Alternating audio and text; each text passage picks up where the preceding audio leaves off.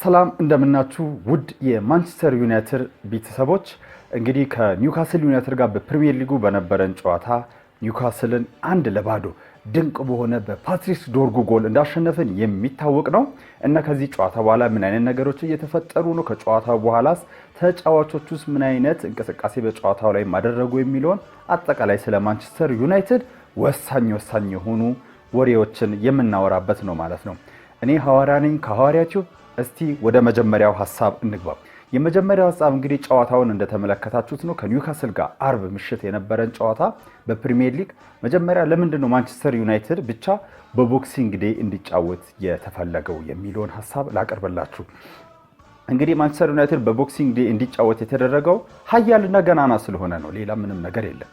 ምክንያቱም ፕሪሚየር ሊግ ከዚህ በፊት በነበሩ ቦክሲንግ ዴዮች ላይ ትርፋማ በቴሌቪዥን ሽፋን ወይም ስርጭት በሌላ ቡድን ጨዋታዎች ላይ ትርፋማ የሆነ ስላልሆነ የማንቸስተር ዩናይትድ ጨዋታ ብቻ ባስተላለፍ ነው ውጤታማ ወይ ትርፋማ የሚሆነው በሚል ሐሳብ ነው እንግዲህ የማንቸስተር ዩናይትድ ጨዋታ በቦክሲንግ ዴይ የተደረገው ማለት ነው።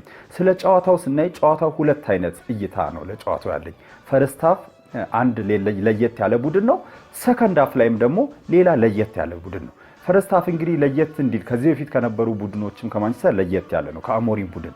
ምክንያቱም አሰላለፉን 4-3-3 ይዞ በመግባቱ ቡድኑ ኢንተንሲቲውም ብዙ ነገሩም የተሻሻለ ነበር።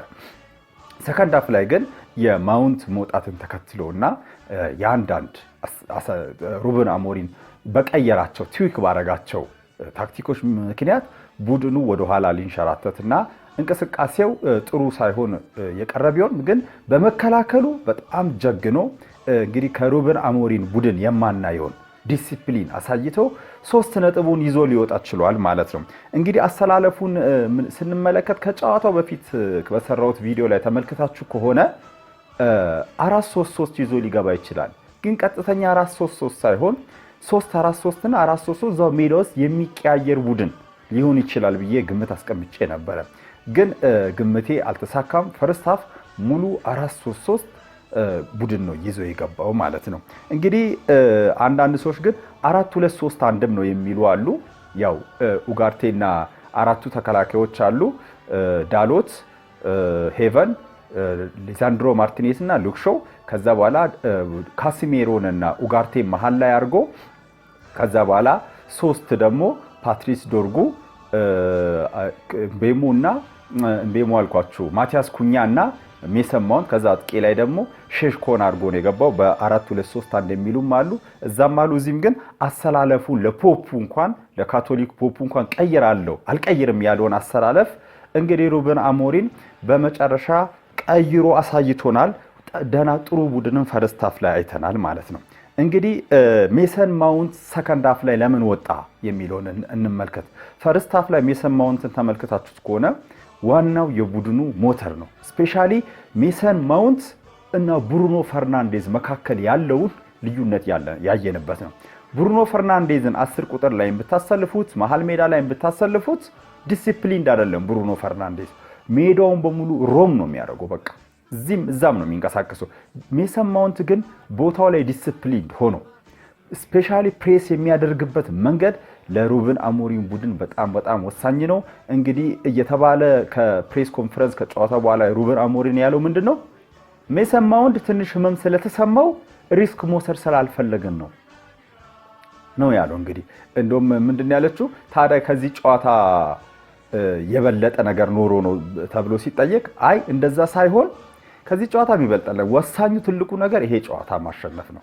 ግን ቢሆንም ዘላቂታ የሆነ ጉዳት ሊያመጣበት የሚችል ነገር ካለ ጥንቃቄ መውሰድ ስላለብን ነው ብሏል። እንግዲህ በሱ ቦታ እንግዲህ ማን ገብቷል ማለት ነው? የማንቸስተር ዩናይትድ ሌጀንድ የሆነው ልጅ ጃክ ፍሌቸር ገብቷል። እንግዲህ በጨዋታ ላይ ሁለቱ የፍሌቸር ልጆች መንትያመሞች ጃክ ፍሌቸር እና ታይለር ፍሌቸር በቤንች ላይ ተቀምጠው ነበሩ። ለአባታቸውም ለክለቡም እንግዲህ በጣም ትልቅ ነው። በፕሪሚየር ሊጉ ታሪክ ብዙ መንትያ ተጫዋቾችን ይዞ የገባ ያሰለፈ ዋናው አንደኛው ቡድን ሆኗል ማለት ነው ማንቸስተር ዩናይትድ። እንግዲህ ሁለቱ ጃክ ፍሌቸር እና ታይለር ፍሌቸር ቤንች ላይ ነበሩ። ጃክ ፍሌቸር ሰከንድ ሃፍን በሜሰን ማውንት ተቀይሮ ገብቶ ምንም አይልም ጥሩ እንቅስቃሴ አድርጓል ማለት ነው።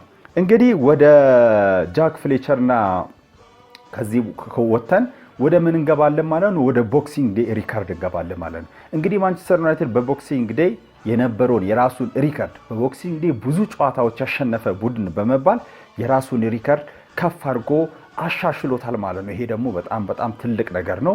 ሁለተኛ ደግሞ ፈርስት ሃፍ ላይ እየመራ ወጥቶ ማንቸስተር ዩናይትድ በፕሪሚየር ሊጉ ተሸንፎ አያውቅም። ይሄንም ሪካርድ ፈርስት ሃፍ እየመራ ባለመሸነፍም ይሄንም ሪካርድ አስቀጥሎታል ማለት ነው። አሁን ማወራችሁ ተጫዋች ማን መሰላችሁ? ኤደን ሄቨን በጣም አሞሪን ራሱ ምንድነው ያለው? ጂም ኢን ዘ ማድ ያለው ቆሻሻ ውስጥ ወድቆ የተገኘ እንቁ ነው ያለው። በጣም የሚገርም ድንቅ የሆነ ልጅ ነው። እንግዲህ ዮሮና እሱን እናውቃለን። በጣም ወጣቶች ናቸው። 18 እና 19 ዓመታቸው ነው። እንግዲህ በእነሱ እድሜ ላይ አሁን ፕሪሚየር ሊግ ላይ አሉ የሚባሉት ምርጥ ተከላካዮች ለምሳሌ እነ ሳሌባ እነ ጋብሪኤል እንዴት ሲጠለጠሉ እነዚህ ማይረቡ ሲባሉ ከክለብ ወደ ክለብ በውሰት ሲንከራተቱ እንደነበሩ እናውቃለን። እነ ሄቨን እነ ዮሮ ግን ኃላፊነትን የማንቸስተር ዩናይትድን የሚያክል አስቡ፣ ማጉዌር በሌለበት ዲሊት በሌለበት ራሱ ማርቲኔዝ ፊት ባልሆነበት ቦታ ላይ ይሄን ኃላፊነት ወስዶ ሄቨን ይሄን ያክል እንቅስቃሴ ማድረጉ በጣም የሚያስደንቆ ነው ማለት ነው። ኤደን ሄቨን እንግዲህ ተከታታይ 5 ለፕሪሚየር ሊግ ጨዋታዎች ላይ አሁን ሲሳተፍ ነው። በዚህ በኒውካስሉ ጨዋታ 90 ደቂቃ የተጫወተ ሲሆን ክሊራንስ በማድረግ 8 ክሊራንስ በማድረግ አንደኛ ነው ሜዳ ላይ ከነበሩት አጠቃላይ ከማንቸስተር ዩናይትድም ከኒውካስል ተጫዋቾችም ጭምር ማለት ነው። ሄደር ክሊራንስ በቴስታ ክሊራንስ ደግሞ 6 ክሊራንስ በቴስታ በማድረግ በዚህም አንደኛ ነው። ፓሲንግ አኩሬሲው 94% ፓሲንግ አኩሬሲ በማስመዝገብ በዚህም አንደኛ ነው። 0 ፋውል የፈጸመው 0 ጎል የገባበት። ይሄ ማለት ክሊንሺት ጠብቆ ነው የወጣው። ይሄ ማለት በማንቸስተር ዩናይትድ ቤት ይሄ በዚህ ዓመት ሁለተኛው ክሊንሺት ነው ማለት ነው። ይሄ ትልቅ ነገር ነው እና 100% ኤሪያል ዶል የአየር ላይ ኳሶችን 100% ያሸነፈ ሲሆን ግራውንድ ዶል ደግሞ በመሬት ላይ የነበሩ ኳሶችንም 100% አሸንፏል ማለት ነው። 48 አጠቃላይ ኳሶችን ሲነካ ከኋላ መስመር ሆኖ ወደ ፋይናል ሰርድ 3 ቁልፍ የሆኑ ኳሶችን ፓስ በማድረግ የጨዋታው ኮከብ በመባል ተመርጧል ማለት ነው። እንግዲህ ፓትሪስ ዶርጉ ያገባትን ጎል አይታችኋል። ያን የሚያክል ጎል ፓትሪስ ዶርጉ ራሱ አግብቶ የጨዋታው ኮከብ አልሆነ። ኤደን ሄቨን ግን የጨዋታው ኮከብ ተብሎ ተመርጧል። ይገባዋል ባይ ነኝ። ሌላ ማየት ያለብን እሱ ላይ ከመሄዳችን በፊት አሞሪም ምን አለ? ኤደን ሄቨን ምን አለ? በኢንተርቪው ላይ በጣም ያስገረመኝ ነገር እቺ ልንገራችሁ ብዬ ነው ወደ ቀጣዩ ሐሳብ ከማለፌ በፊት we can try to win the Premier League ፕሪሚየር ሊጉን ለማሸነፍ መወዳደር እንችላለን። እንግዲህ ወጣት ስለሆነ ያው ሞቅ ብሎት እንደተናገረ ይታወቃል። ግን ቢሆንም ምን አይነት ስለ ልቦና እንዳለው ይሄ ተጫዋች የሚያሳይ ትልቅ ነገር ነው።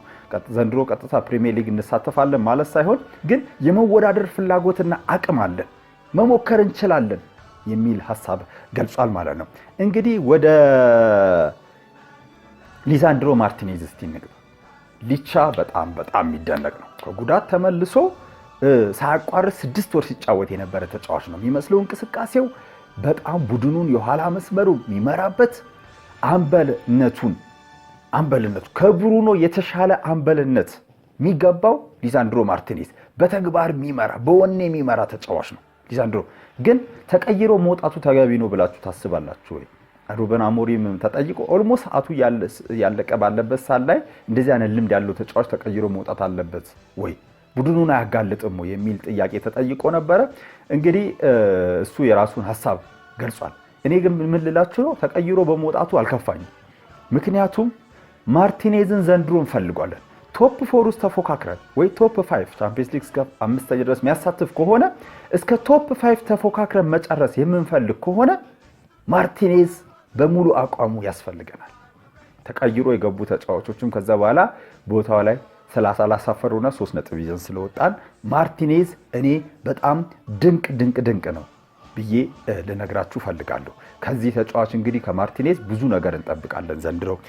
ሌላ እንግዲህ ወደ ማውንት እንሂድ። የማውንት ጉዳት ቅድም ነግሬያችኋለሁ፣ ግን አሁን ልነግራችሁ ፈልገው ምንድነው 10 ቁጥር የማንቸስተርን 10 ቁጥር ሜሰን ማውንት መምራት አለበት ብላችሁ ታስባላችሁ? ከብሩኖ ፈርናንዴዝ ይልቅ እናውቃለን። ብሩኖ ፈርናንዴዝ ብዙ እድሎችን በመፍጠር ብዙ አሲስቶችን በማድረግ ብዙ ጎሎችን በማግባት ከሜሰን ማውንት በጣም የተሻለ ተጫዋች ነው። ሜሰን ማውንት ግን ዲሲፕሊንድ ሆኖ እዛ ቦታ ላይ በመጫወት ደግሞ ከብሩኖ ፈርናንዴዝ በዚህ ጨዋታ በ10 ቁጥር ለሚሰለፈበት እንዳየነው የተሻለ ተጫዋች ነበር። ለዚህ እናንተ ጨዋታውን ባያችሁት በፈርስት ሃፍ እንቅስቃሴ ሜሰን ማውንት ባደረገው ፕሬስ የሚያደርግበት መንገድ ይሄን ሁሉ ደምራችሁ ኮሜንት ላይ የገባችሁ ከብሩኖና ሜሰን ማውንት የምትመርጡ ከሆነ ብሩኖ ሜሰን ማውንት እያላችሁ የመረጣችሁትን ኮሜንት አድርጉልኝ። እንግዲህ ሌላ እንግዲህ ፓትሪስ ዶርጉ፣ ሮቤርቶ ካርሎስ ዶርጉ እያሉ እንግዲህ ሲያደንቁት ነበር። ያገባውን ጎል አይታችኋል? ስለ ጎሉ ባይዘው ተጠይቆ ምንድነው ያለው? ሳየው ኳሱ ወደኔ እየመጣ ነው አለ እና ቦታው ክፍት ነው። ለዚህ ቦከጀ መምታት አለብኝ ብዬ ነው የመታሁት። በቃ ምንም አላሰብኩትም። ኳሱ ወደኔ እየመጣ ነው። ለዚህ ልምታው እስቲ ልሞክረው ብዬ ነው የሞከርኩት። ግን እንደዚህ ማድረግ እንደምችል እኔ ራሱ አላቅም፣ እሱ ራሱ አያቅም እንደዚህ ማድረግ እንደምችል። አሞሪን አይታችሁታል እንዴት እንዳለ? በሲያቤት እስቲ ይሄን ፎቶ ያያችሁት? አሞሪን አፉን ነው የከፈተው። አሞሪን ራሱ አላመነም እንደዚህ ፓትሪስ ዶርጉ እንደዚህ ማድረግ ይችላል የሚለውን አላመነም። በጣም ድንቅ የሆነ ጎል ነው። ከአንድ ጎል በላይ የሚገባት ጎል ነው ያስቆጠረው። እንግዲህ ለምን እንግዲህ ማንቸስተር ዩናይትድ ፈርስት ሃፍ እና ሰከንድ ሃፍ የተለያየ ቡድን ሆነ? ሰከንድ ሃፍ ላይ ለምን አቋሙ ቡድኑ ወረደ የሚለው ነገር እንግዲህ ከምን የተነሳ ነው? ከምን የተነሳ ነው? ሜሰን ማውንት ስለወጣ ነው? ታክቲካል ለውጥ ስላደረገ ነው ሩበን አሞሪም? ወይ አሰላለፉን ሸፍል ስላደረገው ወደ 3 ወደ ኋላ ተከላካይም ስለመለሰው ነው? እነ ማጓየር እነ ካስሜሮ ምናም ተቀይሮ ሲወጡ ወይ ተጫዋቾቹ ናቸው ተዳክሞ ነው ወይ ሲስተሙ ነው የሚለውን እንግዲህ ይሄ ነገር ግልጽ አይደለም። እንግዲህ እኔ እንደሚመስለኝ ግን የሜሰን ማውንት መውጣት አሞሪም ትንሽ ሲስተሙን ቀየር እንዲያደርግ አስገድዶታል። አንዳንድ ሰዎች እንደው ምን እያሉ ነው? ሩበን አሞሪም ይሄን ያደረገበት ምክንያት በ4-3-3 ውጤታማ ሆንክ እንዳይባልና ከዛ በ3-4-3 ደግሞ እንትን ሆንክ እንዳይባል ራሱ ሆን ብሎ ነው ሳቦታጅ ያደረገው የሚል ነገር አለ። ይሄ ሐሳብ ትክክል አይደለም? እስቲ ምን ትላላችሁ የሚለውን ኮሜንት ላይም ይሄንም አጋሩኝ። እስቲ ወደ ቀጣዩ ሐሳብ ከመግባታችን በፊት እቺን ተመልክተን እንመለስ። This is Dorgu! Oh, what a shot that is! To Dorgu. Tony as far as share. Dorgu, Manchester United's goal scorer. And Patrick Dorgu, his first goal for Manchester United. ሌላው ነገር እንግዲህ በዚህ ቪዲዮ ላይ ማንሳት እንፈልግላችሁ ምንድነው በመሃል ሜዳው ላይ ብሩኖ ከካስሜሮ ጋር ሲጣመሩ ነው ኡጋርቴ ከካስሜሮ ጋር ሲጣመሩ ወይም ሚሻለው ወይ ማለትም ብሩኖ ካስሜሮ በ3 እንኳን 4-3-3 እንኳን ብንሰለፍ መሃል ላይ ያሉት ብሩኖ ካስሜሮና ማውንት ቢሆኑ ነው ሚሻለው? ብሩኖ ኡጋርቴና ሜኑ ወይ ኡጋርቴ ወይ ሜኑ ወይ ማውንት ቢሆኑ ነው የሚሻለው? የኔን ሐሳብ ልንገራችሁ። ብሩኖ በጭራሽ መሃል ሜዳ ላይ መሰለፍ የለበትም በጭራሽ። ምክንያቱም ዲሲፕሊንድ አይደለም። ዲሲፕሊንድ ሆኖ ቦታው ከሚፈልገው ነገር መስጠት አይችልም። ካስሜሮ ደግሞ እድሜው በጣም መግፋቱን እንደምታስታውሱ የምታውቁት ነገር ነው። ለዚህ ሞባይል አይደለም፣ ብዙ ቦታ አካሎ ተጫውቶ መሸፈን አይችልም። ይቅርታ። ኡጋርቴና ካስሜሮ ግን ሲሆኑ ምንድነው ትንሽ ኡጋርቴ ከብሩኖ ይልቅ ዲሲፕሊንድ ነው። ኡጋርቴን በጣም ብዙ ቦታ አካሎ የሚጫወት ተጫዋች አይደለም፣ ግን ከብሩኖ ብዙ ቦታ አካሎ ስላችሁ በሚገባው ትክክለኛ 6 ቁጥሩ ወይም 8 ቁጥሩ በሚፈልገው መጠን ነው። ብሩኖ ሜዳውን ያካልላል፣ ግን ተገቢ ያልሆነ ቦታ ዊንግ ባክ ሊሄድ ይችላል፣ ተከላካይ ጋር ሊሄድ ይችላል፣ አልፎ አጥቂ ሊሄድ ይችላል። በዛ ሰዓት ቡድኑ ካውንተር ሲጠቀም ምን ሲል ቶሎ ሮጦ መጥቶ ቡድኑን የመሸፈንና ኋላ ያሉትን ተከላካዮች ከፊት ሆኖ ሴፍ የማድረግ አቅም የለው ብሩኖ። በፈጠራው አቅም ኳስ እግሩ ላይ ስትሆን ነው ብሩኖን የምታደንቁት። የሚሰራው ነገር በኳሷ በጣም ድንቅ ስለሆነ ማለት ነው። ግን እንደ ቡድን ለመጫወት ይሄ ነገር ይጠቅመናል ወይ? እንግዲህ በፈርስት ሃፍ እኔ እንደተመለከትኩት በካሲሜሮና በኡጋርቴ መካከል ያለው ጥምረት በጣም አደንቃለሁ። ምክንያቱም ካሲሜሮ ቁጭ ዲፕ ነው የሆነው፣ ተቀማጭ 6 ቁጥር ነው የሆነው። ኡጋርቴ ደግሞ ተመላላሽ ነው የሆነው። ኡጋርቴ በሚመላለስበት ሰዓት ላይ አንደኛ ከብሩኖ የተሻለ በፍጥነት መመላለስ ይችላል። ምክንያቱም ዲሲፕሊን ሆኖ ቦታውን መጠበቅ ስለሚችል፣ ይሄ ደግሞ ከኋላ ያሉትን ባክ ፎሩን በደንብ አድርጎ መከላከል ይችላል። እኔ ተመችቶኛል። ለዚህ ይሄ የሚያሳየው ምንድነው ማንቸስተር ዩናይትድ በጃንዋሪም ይሁን በክረምቱ መሃል ሜዳው ላይ በደንብ አድርጎ ኢንቨስት ማድረግ እንዳለበት ነው። እንግዲህ ሩበን አሞሪም ከማንቸስተር ዩናይትድ ጋር መቀጠል አለበት ወይ የለበትም ወይ? ቡድኑን አሻሽሎታል ወይ? ቡድኑ አልተሻሻለም ወይ የሚለው በጣም ብዙ ጥያቄ ይፈጥራል። አንዳንድ ሰዎች አልተሻሻለም፣ ቡድኑን ወደ ኋላ በጣም ጎትቶታል፣ መልቀቅ አለበት ይላሉ። አንዳንዶች ደግሞ እያሻሻለ ነው ይላሉ። የኔን ሐሳብ ልንገራችሁ። ሩበን አሞሪም መቀጠል አለበት። ምክንያቱም 15ኛ የጨረሰን አሰልጣኝ አሁን ስንተኛ ነው? 5ኛ 6ኛ ነው ያለው። በዚህ ሰዓት 6ኛ ላይ ነው ያለው። ይሄ ሰውዬ ቶፕ 4 እየተፎካከረ እድል አለ። በዚህ ሰዓት ላይ ያንተ የምትፈልገውን ታክቲክ የሚተገብሩ ቡድን ሰርተ አሳየን በአንድ ዓመት ውስጥ ማለት አይቻልም። እና አርቴታ ራሱ ምን ያክል ዓመት እንደፈጀባቸው እናውቃለን። ወዲያው መጥቶ ውጤታማ የሆነው ጋርዲዮላ ነው። ራሱ ክሎፕ ራሱ ምን ያክል ዓመት 4 ዓመት ነው ዋንጫ እስኪያገኝ የፈጀበት። ለዚህ ትዕግስት ይፈልጋል። እሱ ገና በራሱ ቅርጽ ያላቸውን ተጫዋቾች ራሱ ስንት ነው ያመጣው? 4 ተጫዋች ነው ያመጣው ከዋናው ቡድን ዶርጉ፣ ቤሞ፣ ኩኛና ቤንጃሚን ሼሽኮ ነው ያመጣው። ስለዚህ በዚህ ብቻ ቡድኑን ለውጥ፣ ሲስተሙን ለውጥ ማለት አይቻልም። እሱም እኔ የምፈልጋቸውን ተጫዋቾች እያገኘው ስላልሆነ ሲስተም ልተው እችላለሁ የሚል ሁሉ ሀሳብ ሲናገር ነበር። ይሄ ግን ስህተት ይመስለኛል። ሲስተሙ ላይ ስቲክ ማድረግ አለበት። ሁሉም ተጫዋቾች በዛ ሲስተም እንዲመጡለት ዲማንድ ማድረግ አለበት ወይ መጠየቅ አለበት ብዬ ፈልጋለሁ። እስቲ በማንቸስተር ዩናይትድ በአጠቃላይ ለውጥ አለ ብላችሁ ታስባላችሁ ወይ? እድገት አለ ብላችሁ ታስባላችሁ ወይ? ተስፋስ አለው ይሄ ቡድን ከአሞሪም ጋር ተስፋ አለ ብላችሁ ታስባላችሁ ወይ ብዬ ጠይቃችኋለሁ። ግን ማንቸስተር ዩናይትድ ዘንድሮ ምን አይነትም ኳስ ይጫወት፣ ሲስተም ያለው ኳስ የሚጫወት ሲስተም የሌለውም ይጫወት፣ ወደ አውሮፓ ውድድሮች መመለስ አለበት። ከቻለ ቻምፒየንስ ሊግ መመለስ አለበት።